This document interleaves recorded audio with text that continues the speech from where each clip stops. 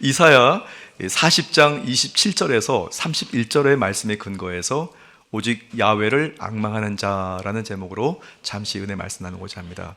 우리 함께 고백해 보실까요? 오직 야훼를 앙망하는 자, 오직 야훼를 앙망하는 자.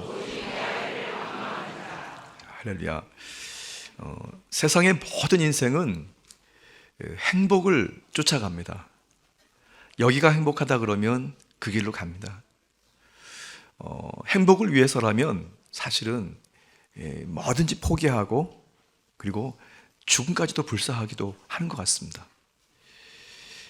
제가 그래서 행복이라는 단어를 사전에 한번 찾아봤습니다. 그래서 국어 사전에 행복을 어떻게 정의하고 있는지 한번 들어보십시오. 복된 운수, 그게 행복이랍니다. 복된 운수.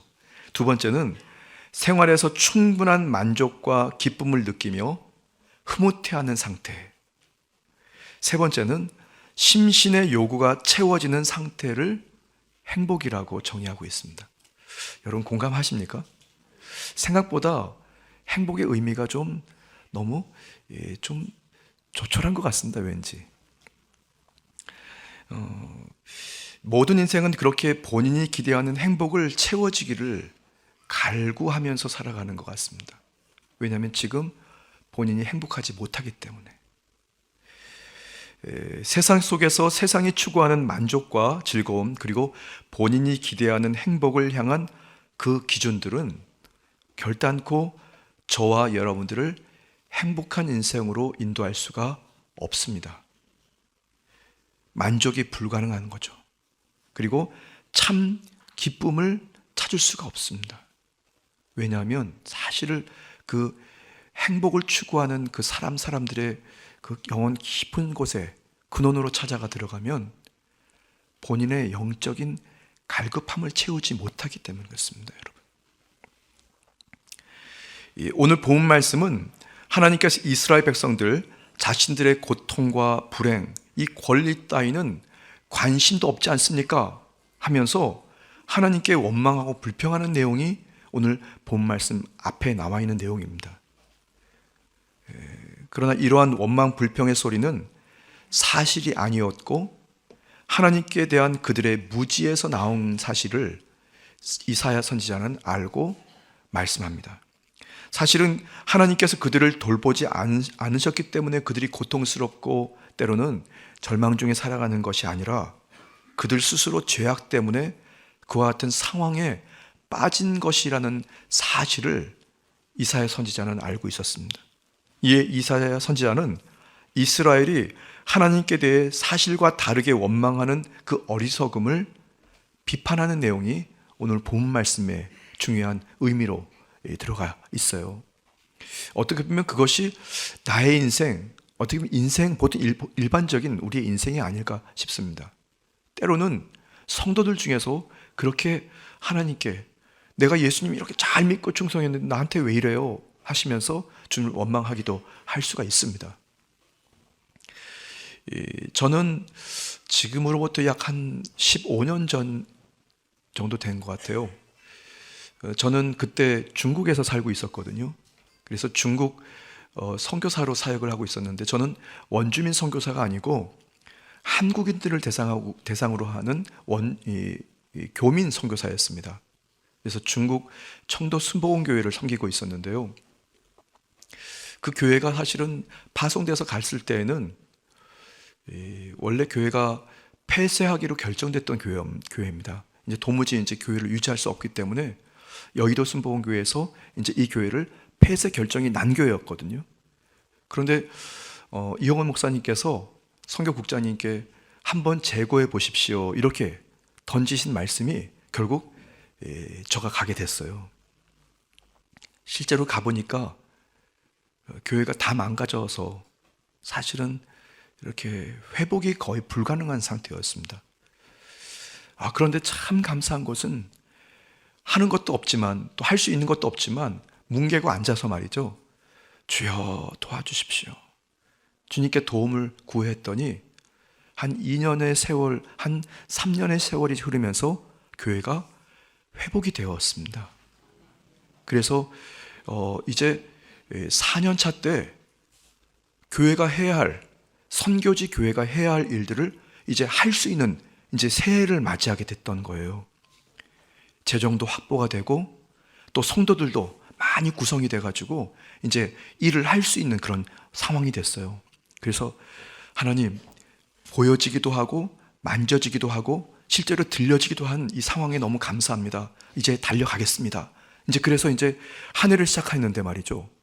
시작한 3월쯤에 교회 1층, 교회가 2층 건물이었는데 1층 건물에 그 자동차 정비소가 하나 들어 있었고, 한 곳은 그 교회가 있던 지역이 이제 공사하는 그 공업 지역이었거든요.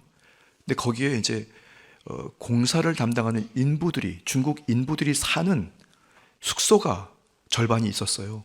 근데 그 숙소를 개조를 하기 시작하더라고요, 3월에.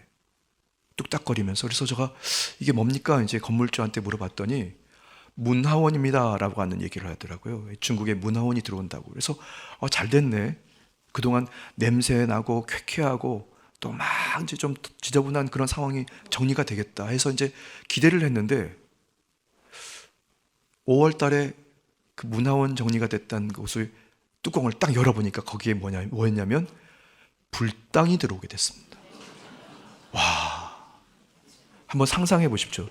교회가 이제 조성이 돼서 이제 달려가야 되겠다 해서 쫙 하는데 갑자기 5월 달 날씨가 참 좋을 때 교회 1층에서 이 향내 나는 냄새, 목탁 두르긴 소리 땡땡 나고 그다음 북소리에 둥둥 나면서 연부를 외우는 소리들이 이제 나기 시작합니다.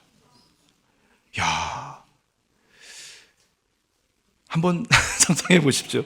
성도님들이 주일 예배를 들어오시는데 1층에 빨간 무슨 연등도 켜놓고 그 빡빡 깎은 땡줄들도 죄송합니다. 승려들도 돌아다니고 목탁 소리 나고 향내가 풀려오고 북소리 나고 이게 진짜 큰일 날 일이잖아요. 여러분 생각할 때 어이가 없죠, 여러분. 근데 참 감사한 건 뭐냐면 그 3년 동안 무너졌던 교회를 수축하느라고 저도 그렇고 여러 성도들도 그렇고 성령으로 충만해져 있었거든요. 그래서 한 성도도 원망하고 불평하지 않았습니다. 그러니까 저도 원망하고 불평하지 않았습니다. 그리고 하나님, 이게 무슨 뜻인지는 잘 모르겠지만 지금까지 온 것처럼 달려갈게요 하고 주님을 매달렸습니다. 그거 아무것도 아닌 것 같은데 그거 매우 중요한 일이었습니다. 이건 영적인 싸움이었기 때문에. 그래서 말이죠, 평일날 보니까 평일날 북소리 나고 창문 열어놓으면 향내가 들어오고 연불 소리가 막 들리거든요. 알고 봤더니 그게 말이죠, 직접 하는 게 아니고 음악을 틀어놨더라고요. 그래서 이거 어떡하나. 제가 말씀을 준비하고 사무실에 앉아있으면 북소리하고 연물소리가 진동으로 막 느껴집니다, 여러분. 창문도 못 열어놨는데 향이 막 들어오니까. 그래서 기도드리다가 이거 안 되겠다.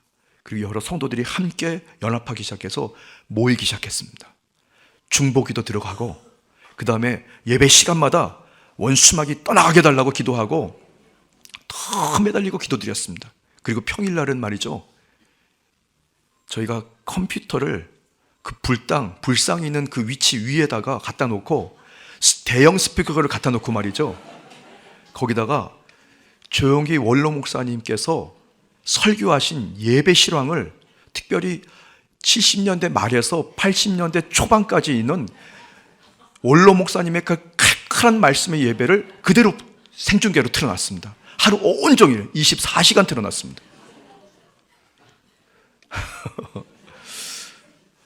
금방 될 줄 알았습니다. 그런데 한 달이 지나도 요지부동, 6개월이 지나도 요지부동, 1년이 지났는데도 요지부동입니다. 그래서 실망할 줄 알았는데 실망 안 했습니다. 성령님이 붙잡아 주셔서. 그리고 정확히 2년이 지났습니다. 지났더니 알고 봤더니 말이죠, 그 불당이 정상적인 불당이 아니었고 변색된 2단 불당이었어요. 그래서 불당 안에 칸칸이 방을 만들어 놓고 환자들을 끌어다가 불러다가 거기서 치료된다고 해놓고 한 사람 한 사람 다 죽어나갔습니다. 그런데 그 식구들에게 돈을 요구하게 된 거예요. 그래서 결국 중국 당국, 종교국에서 공안들하고 다 협작을 해가지고 그 불당을 다 청소해 갔습니다. 2년이 지나고 나서 완전히 청소가 됐습니다.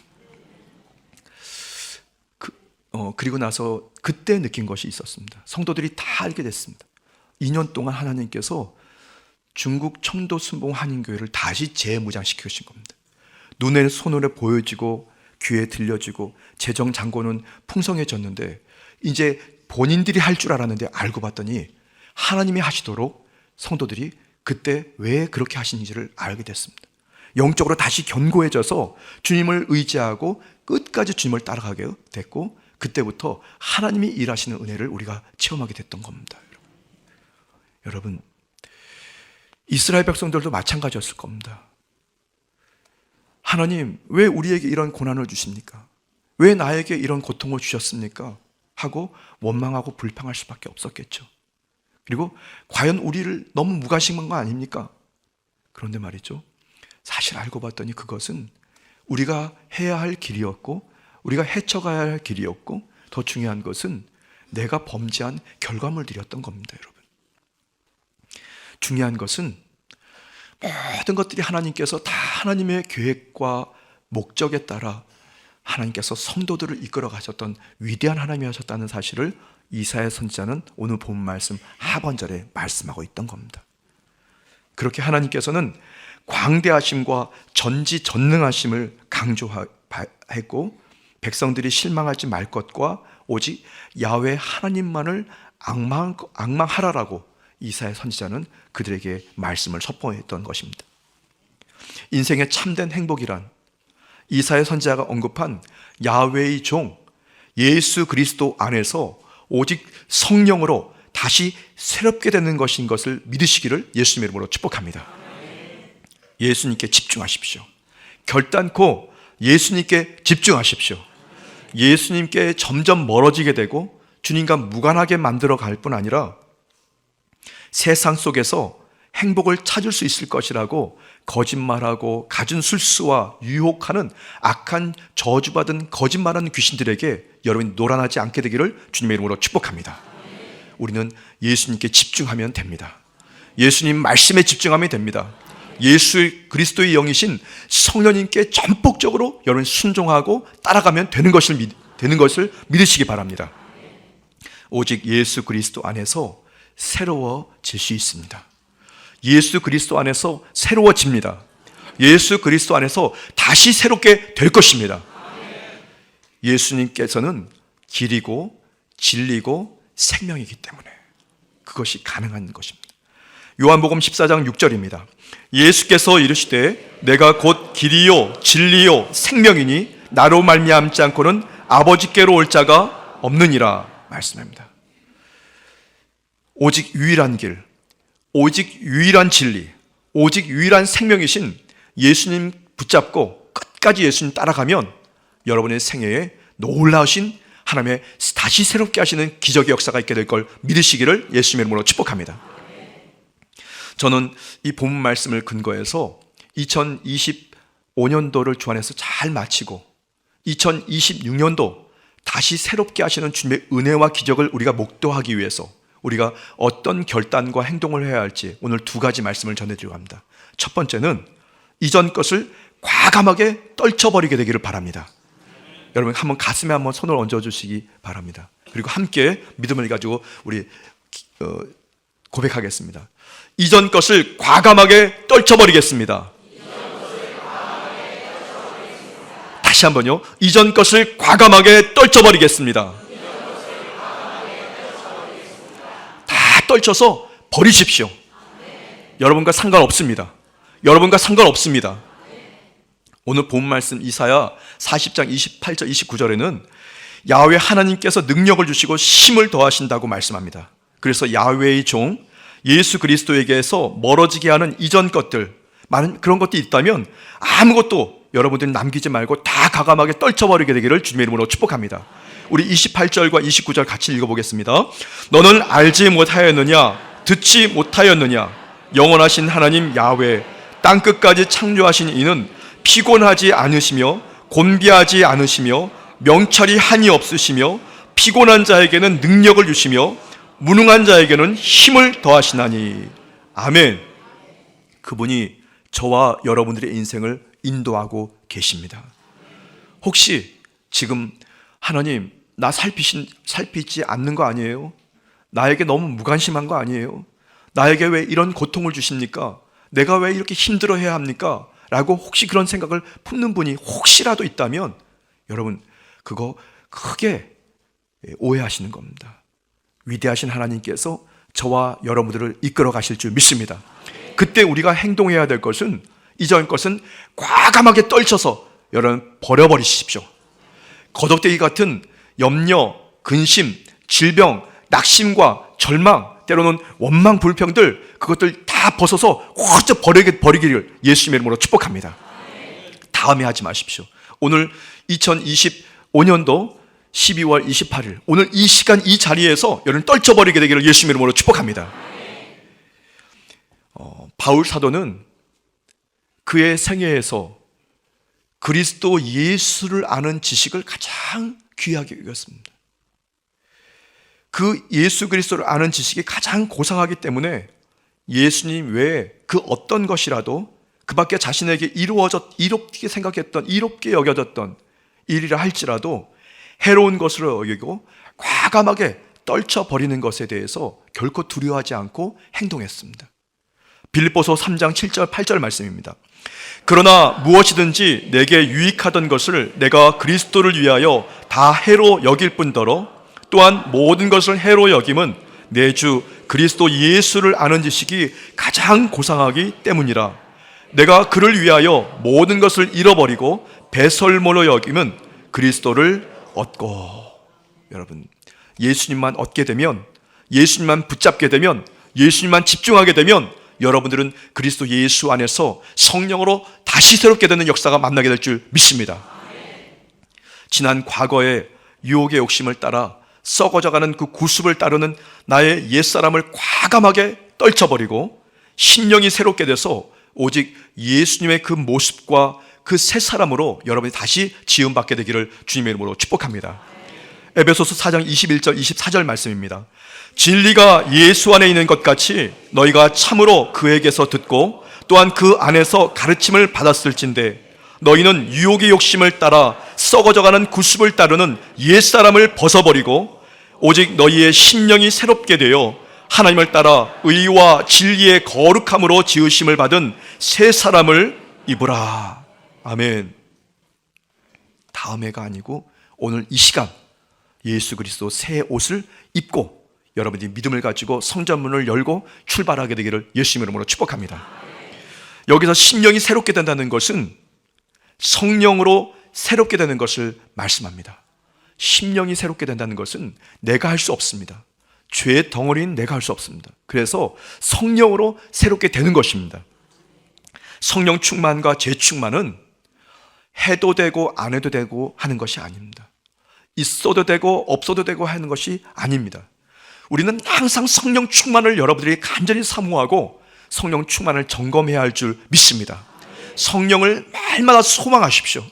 성령의 갖가지 은사와 능력으로 여러분이 회복되기를 예수님의 이름으로 축복합니다. 성령으로 심령이 새롭게 될 때 참으로 기쁨을 얻게 됩니다. 참으로 기쁨을 얻게 됩니다. 여러분 배에서 생수의 강이 흘러넘치듯 성령으로 말미암아 여러분 기쁨에 솟아오르게 될 줄 믿습니다. 그 상황은 어떤 상황이냐? 기뻐할 수 없는 상황에 실제로 여러분 중심에서 기쁨이 솟아오르게 되면 기쁜 거 아니겠습니까? 기뻐할 수 있는 상황에 실제로 여러분 심령에서 기쁨이 솟아오르면 그 기쁨이 배가가 되는 것입니다. 시편을 기록한 시편 기자는 주의 성령을 사모하고 성령님께서 나에게 나를 쫓아내지 마시고 나와 함께 달라고 항상 성령을 사모했습니다. 그래서 위기의 순간에, 절망의 순간에, 실패와 낙심의 순간에 그는 주님 주신 그 기쁨이 솟아올라서 그 위기와 순간들을 넉넉히 승리했던 것입니다.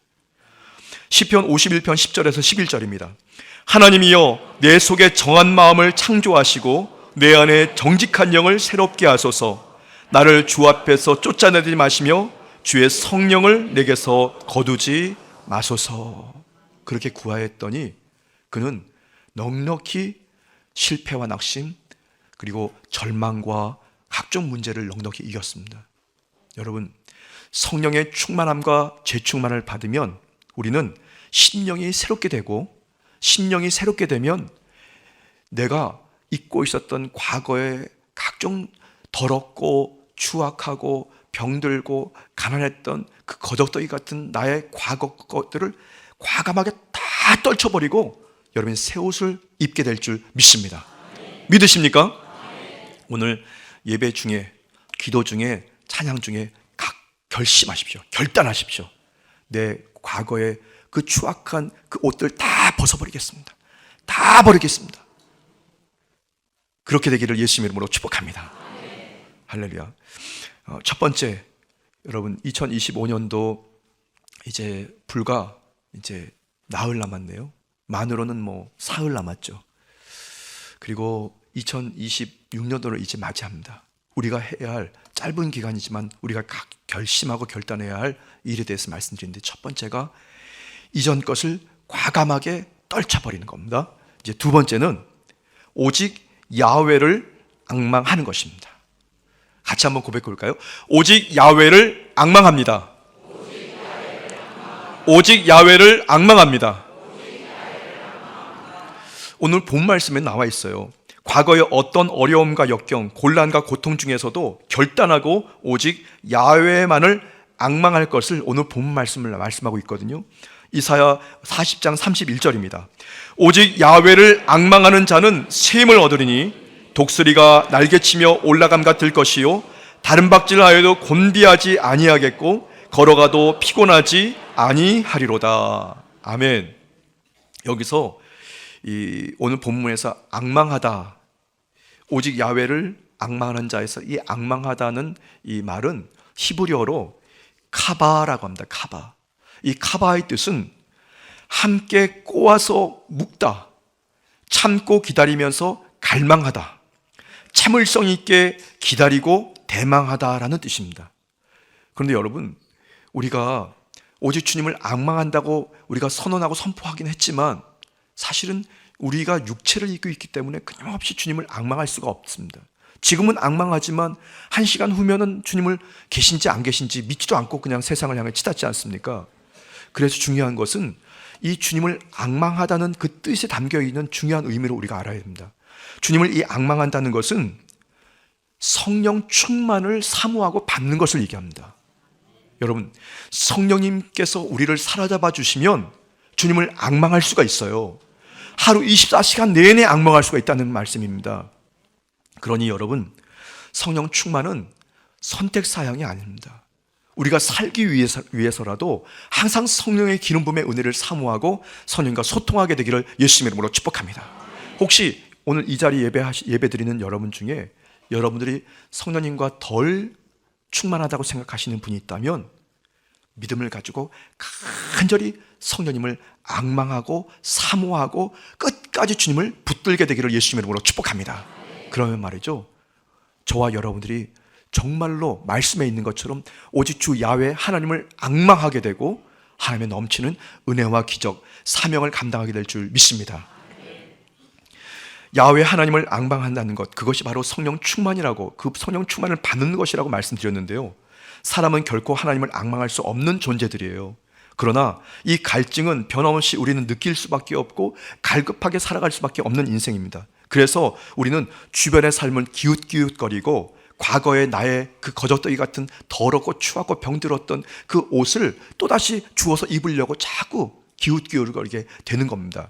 그래서 우리는 야훼를 앙망하는 말씀처럼 성령을 사모하고 성령님을 기대하고 성령님을 사모하게 되면 어느 순간 저와 여러분들이 오늘 말씀에 나와 있는 것처럼 새 힘을 얻어서 독수리가 날개치며 올라감같이 다른 박질하여도 곤비하지 아니하고 걸어가도 피곤하지 않게 되는 그런 능력의 삶을 살게 될 줄 믿습니다. 주님께 맡겨주신 그 은혜로운 사명을 충분히 감당하게 될 줄 믿습니다. 성령님의 그 위대한 능력으로 오직 주 야훼 하나님을 앙망하고 바라보면 저와 여러분들은 다시 새로워지는 은혜가 있게 될 줄 믿습니다.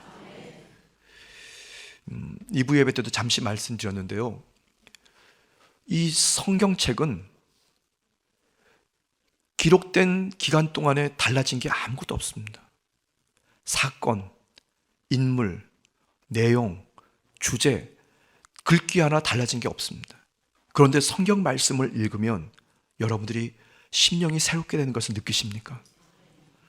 성경의 말씀이 똑같지만, 똑같은 것이 매년 거듭되지만 이 말씀을 읽으면 여러분들은 새롭게 된다는 그 말씀은, 이 성경은 성령의 감동으로 기록된 성경인데, 그래서 우리는 이 말씀을 읽을 때 여러분의 심령이 새롭게 되고 다시 새롭게 되는 것을 느끼지 않습니까? 성령님의 바로 그런 분입니다. 그래서 항상 성령님의 음성의 귀를 기울이고 말씀을 붙들고 주를 앙망하게 되면 여러분의 인생은 매일매일 새로워질 줄 믿습니다. 이 성전 오른쪽에 보시면 현수막이 하나 붙어 있어요. 신년 감사 예배, 신년 축복성회. 와, 이게 여러분 지난 우리 성탄절을 앞두고 계속해서 예배입니다. 여러분 계속해서 예배입니다. 그리고 지난해까지 없었던 1월 1일 아침에 신년 감사 예배까지 하나 또 생겼어요. 아, 이거 뭐야, 이게 새해가 되면 해돋이도 한번 가고 식구들하고 좀 여행도 좀 갔다 왔으면 좋겠는데 이게 자꾸 예배가 있으니 어떡하지? 여러분, 해 한번 본다고 여러분 달라집니까? 그거 아니에요, 여러분. 예배 중에 말씀의 감동을 잊게 되면 여러분의 심령이 새롭게 되거든요. 심령이 새롭게 되면 육체도 새로워집니다, 여러분. 육체가 새로워지면 여러분 삶의 자리도 새로워지는 것을 믿으시기 바랍니다. 생명의 길이 바로 거기 있어요. 예배가 자꾸 있다고 우리가 아주 좀 이게 뭐지, 좀 쉬게 좀 하지, 여러분 그렇게 생각하지 마십시오. 여러분의 살 길입니다. 이렇게 새롭게 될 길인 줄 믿습니다. 주님 바라보고 주님 신뢰하고 예배의 자리에서 말씀 붙들고 성령을 의지하면 말이죠, 여러분 매일매일 여러분의 삶의 자리가 회복되고 새로워지는 그 은혜를 만나게 될 줄 믿습니다. 사명도 새로워지고 여러분의 가정도 새로워지고 여러분의 미래와 장래도 새로워지고 여러분의 일생이 새로워지는 것을 믿으시기를 예수님의 이름으로 축복합니다. 고린도후서 4장 16절입니다. 그러므로 우리가 낙심하지 아니하노니 우리의 겉사람은 낡아지나 우리의 속사람은 날로 새로워지도다. 아멘. 성령의 충만함과 재충만을 받아서 오직 주 야훼 하나님을 앙망하게 되면 여러분이 속사람이 매일매일 새로워지고 역시 겉사람도 새로워지게 되는 은혜가 있게 될 줄 믿습니다. 믿으십니까? 이 시간 아멘 하신 여러분의 생애가 복되게 될 줄 믿습니다. 고린도후서 5장 17절 말씀을 우리가 믿음으로 선포하고 말씀을 마치겠습니다. 고린도후서 5장 17절입니다. 그런즉 누구든지 그리스도 안에 있으면 새로운 피조물이라. 이전 것은 지나갔으니 보라 새 것이 되었도다. 아멘. 할렐루야. 여러분, 오늘 저는 여러분들에게 두 가지 도전을 드렸습니다. 첫 번째는 이전 것을 과감하게 떨쳐버리라. 두 번째는 오직 야훼만을 앙망하라. 기도드리겠습니다. 참으로 좋으신 주 야훼 하나님, 주님께서 너무너무 귀하게 복되게 사랑하시는 우리 순복음 강북교회와 온라인으로 예배드리는 사랑하는 성도들이 이전 것을 과감하게 떨쳐버리고 오직 야훼만을 앙망합니다.